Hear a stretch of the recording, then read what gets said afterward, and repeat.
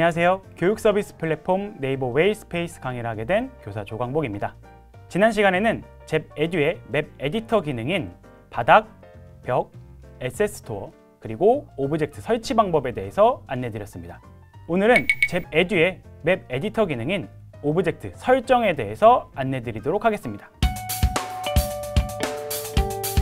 오브젝트 설정에서 추가적인 기능을 넣을 수가 있습니다. 하나씩 한번 살펴보도록 할 텐데요. 지금 안내드릴 이 오브젝트 설정은 오브젝트의 종류와 관계없이 모든 오브젝트에 설정할 수 있는 기능입니다.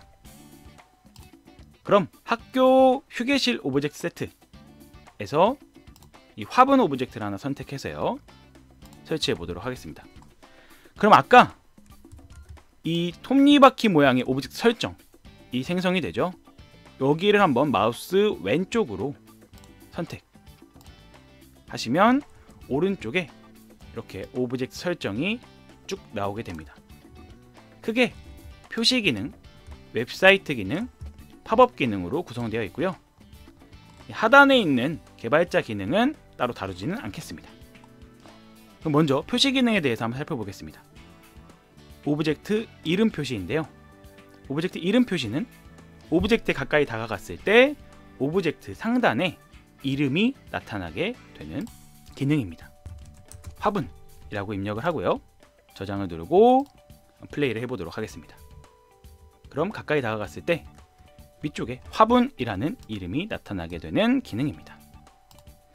다음으로 오브젝트 설정 중에 오브젝트 변경에 대해서 한번 알아보도록 하겠습니다. 오브젝트 변경은 이 맵의 유저가 이 오브젝트에 다가가거나 혹은 F키를 눌렀을 때 해당 동작을 하는 거다 라고 이해를 해주시면 되고요. 이쪽에 보시면 실행할 동작이라고 나와 있죠. 이 실행할 동작을 눌러보시면 사라지기 그리고 교체 두 가지가 있습니다. 그래서 먼저 이 사라지기와 교체에 대해서 안내를 드리고요. 그 다음에 개인에게만 이라는 조건이 붙은 동작에 대한 내용을 안내 드리도록 하겠습니다. 지금 현재 이 오브젝트를 제가 오브젝트 사라지기 라는 메뉴를 선택을 하고요. 실행 방법을 F키 눌러서 실행으로 해보도록 하겠습니다. 그리고 그 옆에 화분을 하나 더 설치를 하고요. 오브젝트 설정에 들어가서 실행할 동작으로 오브젝트 교체를 선택해 보도록 하겠습니다.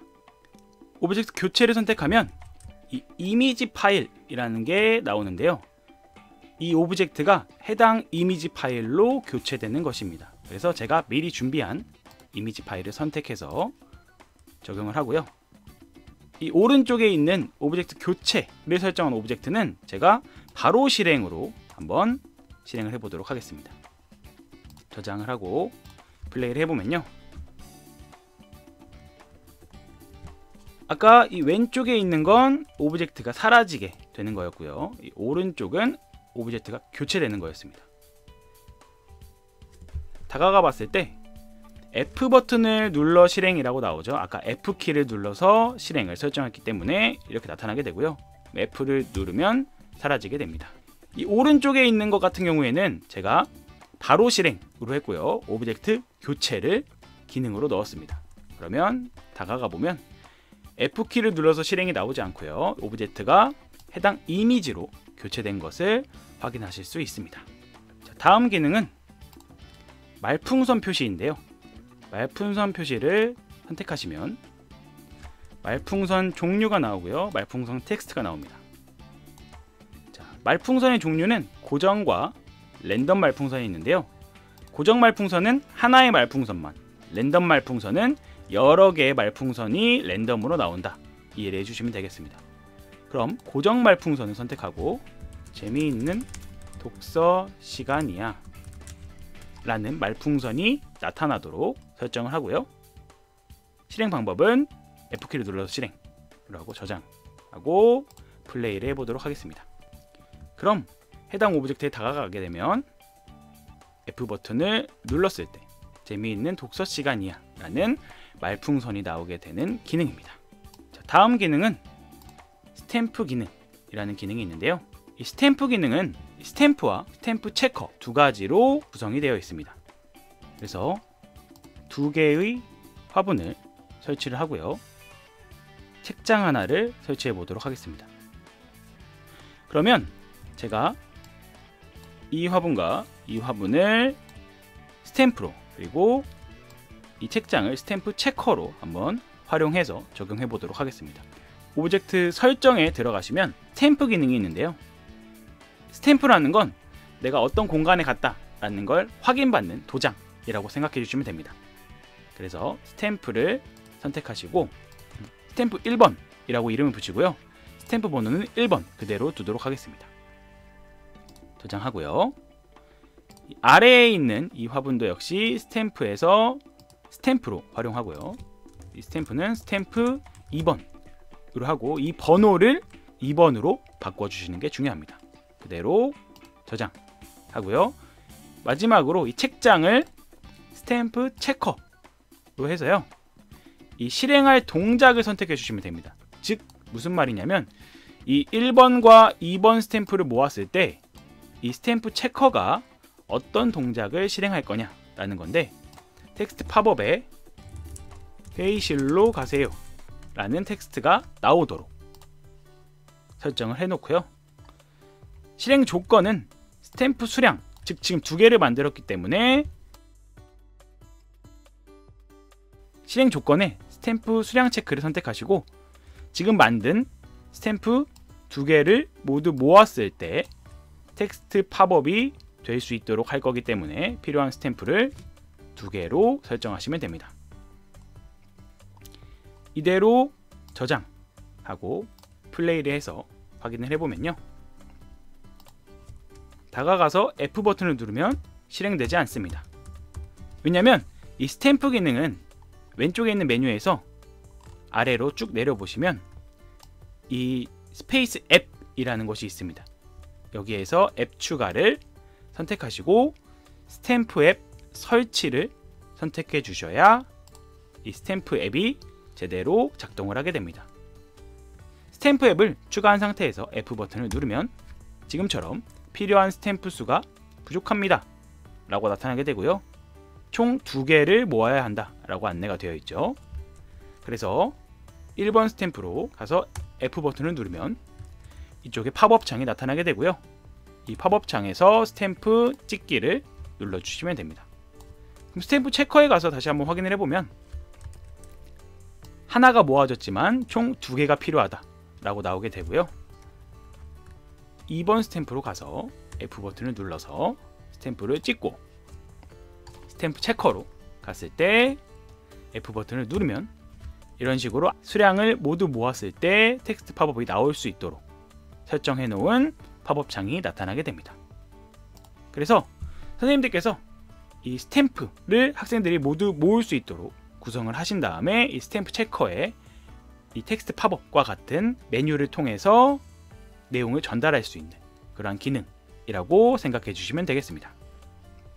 다음으로 살펴볼 기능은 웹사이트 기능인데요. 웹사이트는 새 탭과 팝업 2가지 방법으로 웹사이트 링크를 연결할 수 있는데요.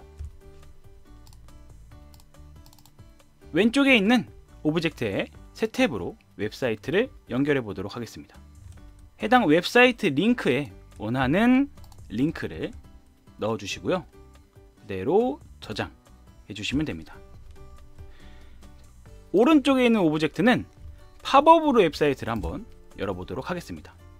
웹사이트 링크에 동일한 링크를 넣고요. 그대로 저장 눌러주시면 됩니다. 2개의 차이점은 왼쪽은 새 탭으로 연결을 하고요. 오른쪽은 팝업으로 웹사이트를 연결하였습니다. 그럼 그 차이점에 대해서 한번 살펴보도록 하겠습니다. 가까이 다가갔을 때 아까 왼쪽은 새 탭으로 웹사이트를 연결했죠. F 버튼을 눌러주시면 위쪽에 탭이 새롭게 변하면서 웹사이트가 연결된 모습을 확인하실 수 있습니다. 자, 오른쪽에 팝업으로 웹사이트 연결은 F 버튼을 누르면 이렇게 팝업 창으로 웹사이트가 연결된 모습을 확인하실 수 있습니다. 팝업 기능에 대해서 안내 드리도록 할 텐데요. 오브젝트 설정에 들어가시면 하단에 팝업 기능이 있습니다. 팝업 기능은 텍스트 팝업, 이미지 팝업, 비밀번호 입력 팝업, 그리고 객관식 팝업이 있는데요. 이 비밀번호 입력 팝업에 텍스트 팝업, 이미지 팝업이 포함되어 있기 때문에 이 비밀번호 입력 팝업을 설명드리면서 함께 나머지 기능들에 대해서도 안내드리도록 하겠습니다. 이 비밀번호 입력 팝업은 해당 비밀번호의 설명에 문제를 내고요. 이 비밀번호에 정답을 입력해 주시면 됩니다. 그럼 이 정답을 입력했을 때 실행할 동작을 선택해 주시면 된다 라고 이해해 주시면 되고요. 예를 들어서 한글을 만든 왕의 이름은 이라고 문제를 내고 비밀번호에 세종대왕 이라고 입력해 주시면 됩니다. 이 비밀번호 입력 시 실행할 동작을 선택하시면 아까 살펴봤던 오브젝트 사라지기 그리고 오브젝트 교체가 있고요. 아까 설명드리지 않았던 개인에게만 오브젝트 사라지기에 대해서 안내를 드리도록 하겠습니다. 개인에게만 오브젝트 사라지기를 선택하시고 저장을 해주시면 되는데요. 그럼 해당 오브젝트는 이 비밀번호를 입력했을 때 사라지게 됩니다. 예를 들어서 플레이를 한번 해보도록 하겠습니다. 그럼 가까이 다가가서 F 버튼을 누르면 아까 만든 문제가 나오게 되죠. 그리고 여기에 세종대왕이라고 입력을 하면 사라지게 됩니다. 그러면 오브젝트 사라지기랑 어떤 차이가 있냐 라고 궁금해 하실 수 있는데요. 이 공간에 추가로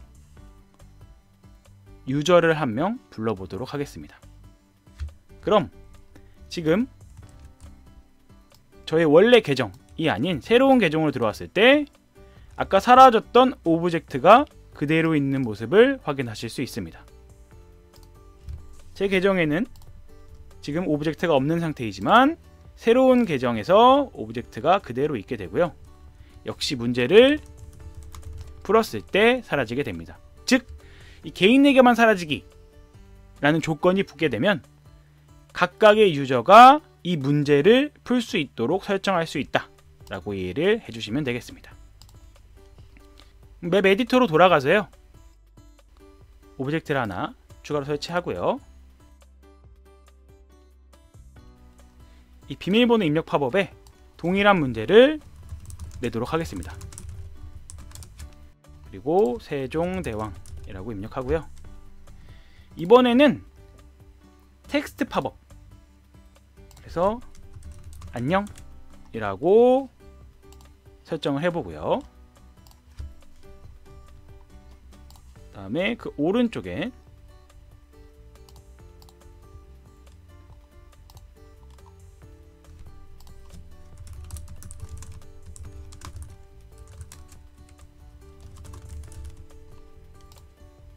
이미지 팝업을 넣어 보도록 하겠습니다.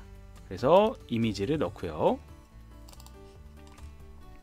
저장 누른 다음에 플레이를 해서 결과에 대해서 보여드리도록 하겠습니다. 가운데 있는 오브젝트에 다가가서 F를 눌러서 정답을 입력하고요. 보시면 이렇게 텍스트가 나타나도록 설정하실 수도 있고, 또한 이미지가 나타나도록 설정하실 수도 있습니다. 마지막으로 객관식 팝업에 대해서 안내를 드리면요. 앞서서 비밀번호 입력 팝업과 동일하게 문제를 입력하고요. 정답을 입력할 수 있는데 객관식 입력 팝업이기 때문에 선택지를 설정해서 객관식 형태로 문제를 낼 수가 있습니다. 정답 선택 시 실행할 동작은 앞에서 살펴봤던 동작들과 동일하고요. 그래서 문제를 입력하고 선택지를 알맞게 설정하신 다음에 활용할 수 있는 기능입니다. 지금까지 잽에듀의 오브젝트 설정 방법에 대해서 안내드렸습니다. 다음 시간에는 잽에듀의 맵 에디터 기능인 타일 효과와 그리고 미니게임에 대해서 안내드리도록 하겠습니다. 감사합니다.